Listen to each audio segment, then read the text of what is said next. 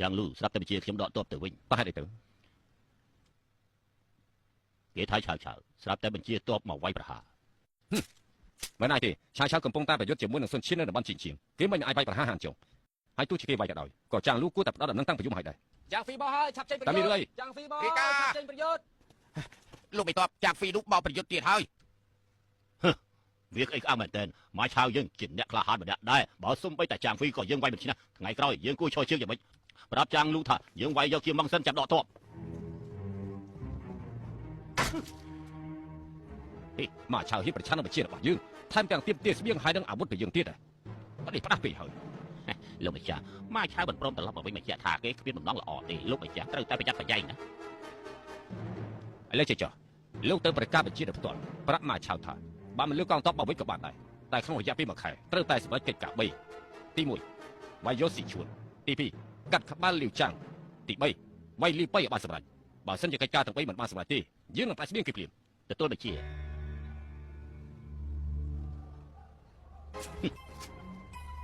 កិច្ចការទាំង3មួយណាក៏ពិបាកដែរក្នុង1ខែតែខ្ញុំមិនអាចសម្រេចកិច្ចការដល់ទៅ3នេះគេចង់បង្ខំឲ្យខ្ញុំស្លាប់អ៊ីតើមែនទេ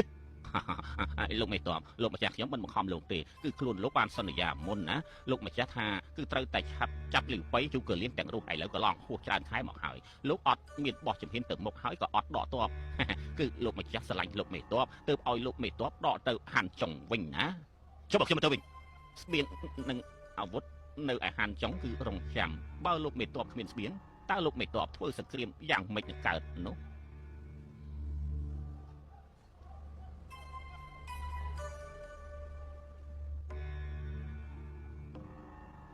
រីកាប្រាប់លោកម្ចាស់ទៅខ្ញុំនឹងដកទ័ពទៅព្រាម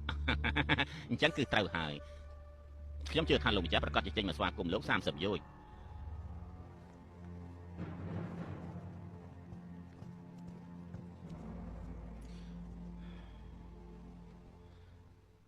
ចេញមកជ័យដកទ័ពជៀសវាងលឺប៉ៃតាមសម្លាប់ជំរុំនានារក្សាសម្ភារៈទាំងអស់ដកទ័ពទៅដោយសាមញ្ញគឺប្រើល្បឿនលឿនបំផុតទទួលបញ្ជាមកឆាវទទួលបញ្ជាដកទ័ពវិញហើយក្នុងរយៈពេល3ថ្ងៃកងទ័ពរបស់គេប្រកាសជាចូលមកដល់ព្រំប្រទល់ហានចុងល្បឿនដែលគេដកមកវិញគឺពិតជាលឿនមែននេះជារឿងដែលខ្ញុំបារម្ភលោកម្ចាស់គិតមើលទៅតើមកឆាវដកទ័ពមកវិញឬក៏វាយប្រហារមុននេះលោកម្ចាស់បញ្ជាឲ្យគេដកទ័ពគេបែរជារកលេសមិនព្រមមកវិញរហូតលើកនេះគេមកវិញបែរជាប្រញាប់ដល់ម្លឹងឬមួយក៏គេមានល្បិចស្អីទេដូចជាចម្លែកណាស់ណោះលោកម្ចាស់ត្រូវតែប្រយ័ត្នបន្តិចឲ្យចាប់ឡើងបន្ថែមកម្លាំងការពារព្រំប្រទល់កុំឲ្យមកឆាវចូលព្រំប្រទល់ហានចុងអសោះទទួលបញ្ជា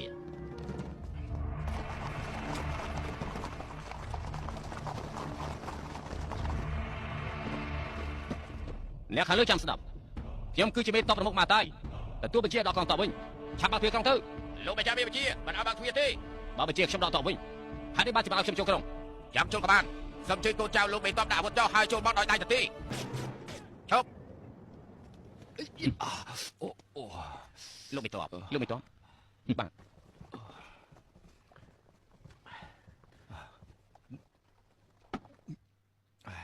តើចាងលូវាមានបំណងស្អី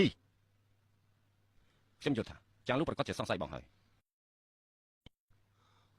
ប្រកាសជាយ៉ាងសងនោះប្រើល្បិចហើយវាជាមនុស្សចម្លែកតាំងពីដើមប្រយ័ត្ននឹងយើងខ្លាំងណាស់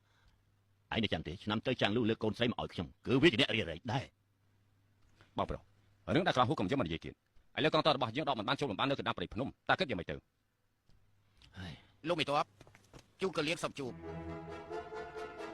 ជូកលៀន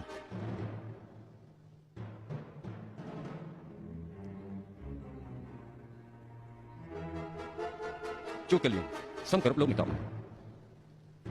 ហេតុអីក៏លោកមកទីនេះ